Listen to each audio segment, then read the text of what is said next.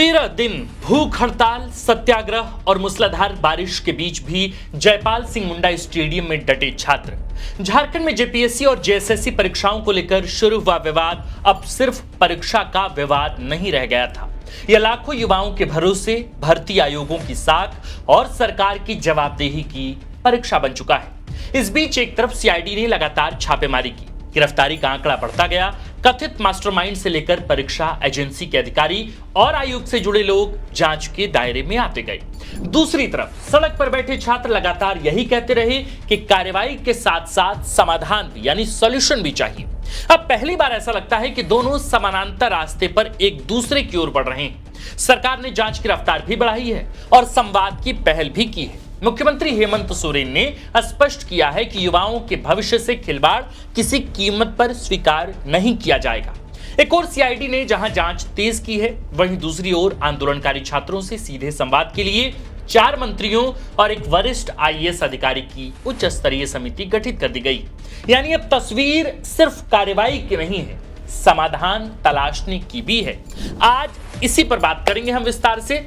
आप वीडियो के आखिर तक बने रहिएगा। बाकी इस वीडियो की शुरुआत तो इससे पहले नमस्कार, प्रणाम, जोहार स्वीकार कीजिए। हमारा नाम आकाश आनंद है और आप देखना शुरू कर चुके हैं thefourthpillar.live। क्या यह पहल लंबे समय से बने अविश्वास को खत्म कर पाएगी? क्या बातचीत से भर्ती परीक्षाओं को लेकर कोई अस्थायी व्यवस्था बन पाएगी? और क्या जांच और न्याय दोनों साथ साथ आगे बढ़ पाएंगी? किसी भी लोकतांत्रिक व्यवस्था में आंदोलन की असली सफलता तब मानी जाती है जब दोनों पक्ष बातचीत की मेज तक पहुंच जाएं। झारखंड में भी अब ठीक वैसा ही होता दिखाई दे रहा है। लगातार आंदोलन, भूख हड़ताल और बढ़ते जन समर्थन के बीच सरकार ने दूरी बनाने के बजाय संवाद का रास्ता चुना है।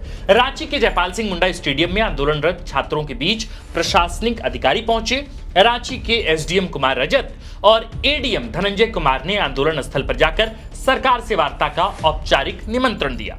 यह आंदोलित छात्रों को संदेश भी है कि सरकार छात्रों की बात सीधे सुनना चाहती है। बातचीत की खिड़की खुली तो दूसरी तरफ छात्रों ने भी सकारात्मक संकेत दिए। उन्होंने वार्ता के लिए 11 सदस्यीय प्रतिनिधिमंडल बनाए। इसमें 8 छात्र प्रतिनिधि हैं, 2 वरिष्ठ पत्रकारों को विशेषज्ञों के रूप में शामिल किया गया है, जबकि एक अधिवक्ता को कानूनी सलाह के लिए रखा गया है। यानी दोनों पक्ष अब नारे नहीं, तर्क और तथ्यों के साथ बातचीत की तैयारी कर रहे हैं। दरअसल पिछले कुछ दिनों में जो माहौल बना था, उसमें सबसे बड़ा खतरा संवादहीनता का था, कम्युनिकेशन गैप का था।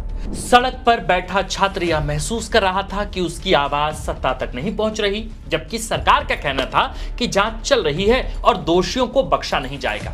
ऐसे में दोनों पक्ष अपनी अपनी जगह सही बातें कर रहे थे, लेकिन उनके बीच संवाद का पुल नहीं बन रहा था।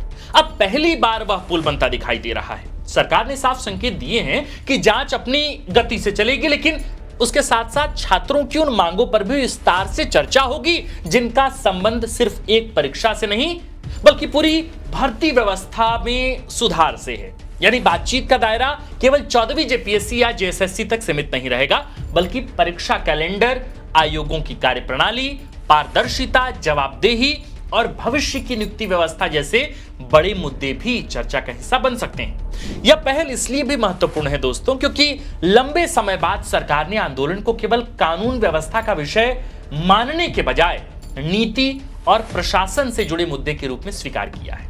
दूसरी ओर छात्रों ने भी आंदोलन को हिंसा या टकराव की दिशा में ले जाने के बजाय लोकतांत्रिक संवाद पर भरोसा जताया है। यही कारण है कि इस वार्ता से अपेक्षाएं भी बढ़ गई हैं, क्योंकि लाखों युवाओं की नजर अब सिर्फ इस बात पर नहीं है कि बैठक कितनी देर चली, बल्कि इस पर है कि इस बैठक से निकलकर क्या कोई ऐसा भरोसा पैदा होता है जो आने वाले वर्षों में झारखंड की भर्ती परीक्षाओं को विवादों से मुक्त कर सके। मुख्यमंत्री हेमंत सोरेन ने वार्ता की जिम्मेदारी को किसी एक विभाग या एक मंत्री तक सीमित नहीं रखा। इसके बजाय एक उच्च स्तरीय समिति बनाई गई, जिसमें सरकार के तीनों सहयोगी दलों का प्रतिनिधित्व सुनिश्चित किया गया है। यानी संदेश यह है कि यह सिर्फ शिक्षा विभाग का मामला नहीं, बल्कि पूरी सरकार की प्राथमिकता है, प्रायोरिटी।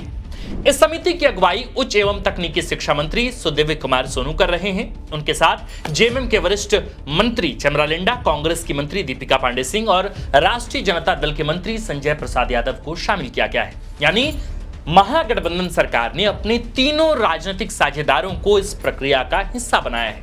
ताकि समाधान पर सामूहिक सहमति बन सके और भविष्य में लिए जाने वाले फैसलों पर किसी तरह का राजनीतिक मतभेद ना रहे। सरकार ने वरिष्ठ आईएएस अधिकारी और विकास आयुक्त अजय कुमार सिंह को भी इस पूरी प्रक्रिया से जोड़ा है।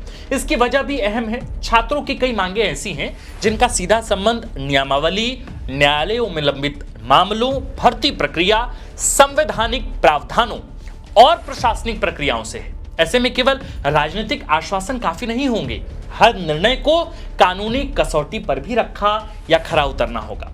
यही कारण है कि समिति में राजनीतिक नेतृत्व और प्रशासनिक विशेषज्ञता दोनों को साथ रखा गया है। सरकार की ओर से यह भी संकेत दिया गया है कि समिति केवल छात्रों की बातें सुनकर औपचारिकता पूरी नहीं करेगी। आंदोलन से जुड़े विभिन्न मुद्दों का अध्ययन कर 1 से 3 महीने के भीतर अपनी रिपोर्ट सरकार को सौंपेगी। उम्मीद की जा रही है कि इस रिपोर्ट के आधार पर भर्ती परीक्षाओं की पारदर्शिता, परीक्षा एजेंसियों के चयन, आयोगों की जवाबदेही और भविष्य की परीक्षा व्यवस्था को लेकर ठोस सिफारिशें सामने आ सकती हैं। इधर छात्रों ने भी वार्ता को गंभीरता से लिया है। उन्होंने 11 सदस्यीय प्रतिनिधिमंडल बनाया है, जिसमें छात्र प्रतिनिधि के साथ साथ एक अधिवक्ता और 2 वरिष्ठ पत्रकारों को विशेषज्ञ के रूप में शामिल किया गया है। यानी बातचीत केवल भावनाओं के आधार पर नहीं, बल्कि दस्तावेजों, तथ्यों और कानूनी तर्कों के साथ होगी। यह पूरा घटनाक्रम बताता है कि अब विवाद सड़क और सोशल मीडिया से निकलकर औपचारिक संवाद की प्रक्रिया में प्रवेश कर चुका है। अब नजर इस बात पर रहेगी कि वार्ता केवल आश्वासनों तक सीमित रहती है या फिर झारखंड की भर्ती प्रणाली में ऐसे सुधारों का रास्ता खुलती है जिनकी मांग छात्र वर्षों से करते आ रहे हैं। वार्ता की तैयारी के समानांतर सीआईडी की विशेष जांच टीम लगातार कार्रवाई कर रही है। अब तक इस मामले में 20 आरोपियों की गिरफ्तारी हो चुकी है। इनमें परीक्षा आयोजित करने वाली एजेंसी, टीडीपीएल के अधिकारी, तकनीकी कर्मचारी, कथित बिचौलिए, जेपीएससी के अधिकारी और इस पूरे नेटवर्क का कथित मास्टरमाइंड अभय तिवारी शामिल। सीआईडी की टीम ने रांची, पलामू, हजारीबाग, बोकारो और धनबाद समेत कई जिलों में एक साथ छापेमारी की। कई संदिग्ध ठिकानों से laptop, mobile phone, hard disk, OMR sheet की कार्बन कॉपियां, अभ्यर्थियों के दस्तावेज और दूसरे डिजिटल साक्ष्य जब्त किए गए हैं। इन सभी को फोरेंसिक जांच के लिए भेजा गया है ताकि यह पता लगाया जा सके कि परीक्षा प्रक्रिया में आखिर किस स्तर पर और कैसे छेड़छाड़ हुई। जेपीएससी के पूर्व अध्यक्ष एल ख्यांगते से कई दौर की लंबी पूछताछ हो चुकी है। सीआईडी उनसे आउटसोर्सिंग एजेंसी के चयन, परीक्षा संचालन की प्रक्रिया, शिकायतों के निस्तारण और अन्य प्रशासनिक निर्णयों से जुड़े सवाल पूछ रही है। यह भी जांच का हिस्सा है कि क्या परीक्षा प्रणाली में मौजूद कमियों का किसी संगठित नेटवर्क ने फायदा उठाया। सीआईडी ने जांच में पारदर्शिता बढ़ाने के लिए एक और अहम कदम उठाए हैं। 14वीं जेपीएससी प्रारंभिक परीक्षा में सफल अभ्यर्थियों से उनकी ओएमआर शीट की कार्बन कॉपी मांगी गई है। इसके लिए आधिकारिक व्हाट्सएप नंबर और ईमेल आईडी जारी कर दी गई है ताकि अभ्यर्थी सीधे जांच एजेंसी को दस्तावेज भेज सकें। इन कार्बन कॉपियों का डिजिटल डेटाबेस से वैज्ञानिक मिलान किया जा रहा है। अगर कहीं भी उत्तरों में बदलाव, डेटा मैनिपुलेशन या ओएमआर से छेड़छाड़ हुई होगी तो फोरेंसिक जांच में उसके प्रमाण सामने आ सकते हैं। हालांकि आंदोलनरत छात्रों का सीआईडी जांच पर भरोसा नहीं जम रहा है। यही वजह है कि वे पूरे मामले की जांच सीबीआई या फिर ईडी जैसी केंद्रीय एजेंसियों से कराने की मांग कर रहे हैं। यानी तस्वीर के 2 पहलू हैं।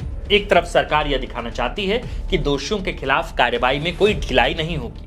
दूसरी तरफ छात्र चाहते हैं कि कार्रवाई के साथ साथ भर्ती व्यवस्था में ऐसे अस्थायी सुधार भी हों जिससे भविष्य में किसी अभ्यर्थी को अपनी मेहनत पर संदेह न करना पड़े। अब सबकी नजर दरअसल 2 मोर्चों पर है। जांच किस निष्कर्ष तक पहुंचती है और सरकार तथा छात्रों के बीच शुरू हुआ संवाद किस समाधान पर जाकर ठहरता है। सबकी नजर तो इसी पर है और हम पत्रकारों की भी नजर इस पर है। हम तमाम कोशिश कर रहे हैं आपको कि हर तस्वीर आपको दिखाएं। ग्राउंड से द फोर्थ पिलर लगातार आपको ग्राउंड रिपोर्ट करते हुए आपको दिखाई दे रहा होगा।